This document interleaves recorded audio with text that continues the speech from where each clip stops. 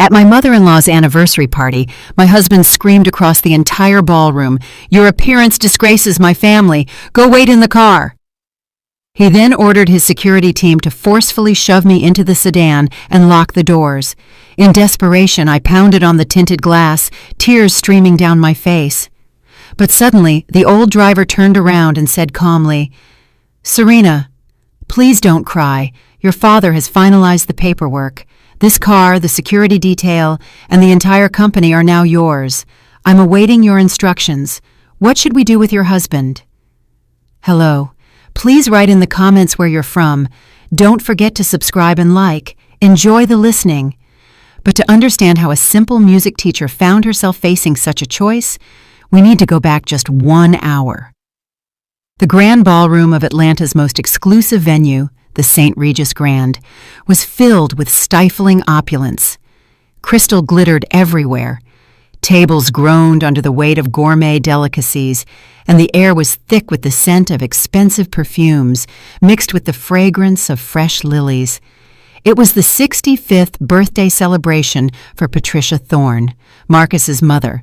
The city's entire elite had gathered here to pay their respects to a woman who considered herself the local queen of charity.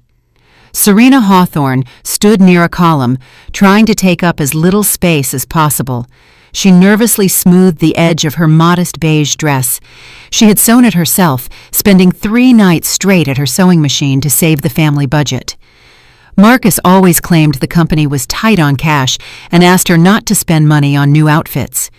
But now, looking at the wives of her husband's business partners, draped in designer gowns and dripping with diamonds, Serena felt pathetic and utterly out of place. She searched for her husband. Marcus Thorne, tall, polished, and in a perfectly tailored tuxedo, flitted from one group of guests to another. He laughed, shook the hands of important people, and beamed. For him, this evening was not just his mother's party. It was a showcase of his success. Marcus noticed Serena and frowned.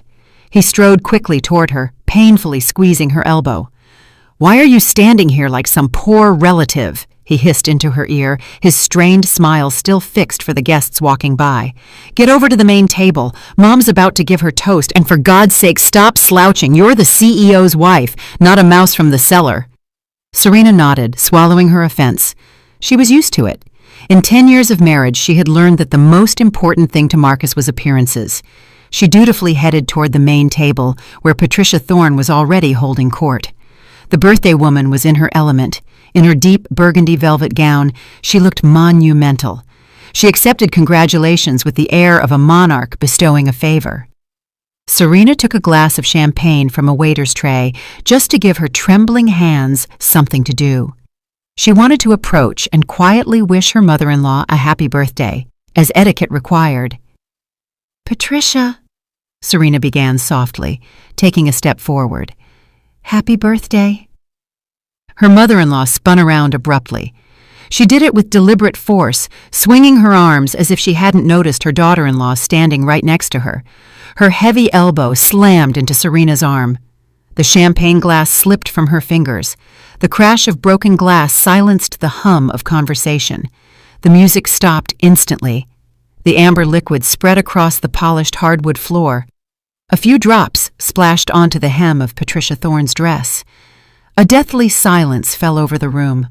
All eyes, hundreds of them, focused on Serena. She froze, feeling the heat rise to her face. "Oh, for heaven's sake!" Patricia sighed loudly for the entire room to hear, delicately brushing off her dress, even though the spot was microscopically small. "Well, of course. What else could I expect?" Marcus was instantly at her side. His face was blotched red, not with shame, but with fury. He saw his partners exchanging glances and their wives curling their lips. His perfect image had cracked. He didn't ask what happened. He didn't offer his wife a napkin. Instead, he exploded. "What the hell are you doing?" Marcus roared, making Serena's ears ring. "Are your hands made of stone? Did you intentionally try to ruin my mother's party?" "Marcus, she bumped me." Serena tried to defend herself, but her voice trembled. "Shut up!" he barked. "Stop making excuses. Look at you. You're a drab little mouse. All you know how to do is embarrass me. I dragged you out of the hood, and you can't even hold a champagne glass." He grabbed her arm roughly, like she was a criminal. Serena gasped in pain. Marcus dragged her away from the table, right through the center of the ballroom. "Marcus, you're hurting me. People are watching," she whispered, barely able to keep her feet moving without tripping. "Let them watch," he shouted, enjoying his power. "Let them see who I have to live with. Your appearance disgraces my family. Get out of here." He hauled her toward the massive exit doors. 2 security guards in black suits instantly rushed over. "Get this thing out of here," Marcus ordered the guards, shoving his wife's arm toward them. "Shove her into the car, let her sit there like a punished dog until I decide what to do with her, and lock the doors so she can't stick her nose out." The guards, accustomed to following orders without question, took Serena by the arms. She didn't resist. The shock had paralyzed her will. Marcus turned around and headed back into the ballroom, smoothing his jacket as he walked. Behind him, there was sparse but approving applause from the guests, supporting the strong man who had restored order. Serena was led outside. The evening air hit her face with a chill. A guard opened the back door of a black executive sedan and literally shoved her onto the leather seat. The door slammed shut, and the central lock clicked. She was alone in the semi-darkness of the luxurious interior. Serena pressed her face against the tinted glass. Through her tears, she could see the brightly lit windows of the ballroom. The party was still going on. Her husband, the man she had loved for 10 years, was probably smiling and drinking wine again, having erased her from his life in a single instant. Hysteria crashed over her in a wave. Serena began to pound her fists on the soft door panel, then on the window. "Let me out!" she screamed, even though she knew no one outside could hear her because of the soundproofing. "I want to go home. Marcus!" she sobbed, smearing her mascara across her cheeks. The sense of humiliation was so complete that she just wanted to disappear, to dissolve. Life felt over. How could she look people in the eye tomorrow? How could she return to that house? Suddenly, she noticed she wasn't alone in the car. In the driver's seat sat Mr. James, the older driver who had worked for the Thorne family even before Marcus became a high-powered executive. He had always been silent, invisible as a shadow. Marcus often insulted him, calling him an old relic, but didn't fire him because Mr. James knew the city better than any GPS. Mr. James slowly turned off the engine. An absolute silence descended on the cabin, broken only by Serena's stifled sobs. The driver looked up and met her eyes in the rearview mirror. His gaze held no trace of his usual subservience or pity. There was something else there, something hard and resolute. "Serena," he said. His voice was unexpectedly firm. "Stop. Tears won't help, and they'll only hurt your cause." Serena froze, surprised by his tone. She wiped her cheek with the back of her hand. "Mr. James, please open the door. I'll just take a bus." "No bus," the driver cut her off. "We're not going anywhere until you know the truth." He turned his body toward her, holding a tablet. "Marcus Thorne thinks your father is a drunk failure who lives off the grid and keeps out of sight," Mr. James continued calmly. "That was the plan. Your father, Fletcher Beloit, wanted to test what kind of man your husband really was.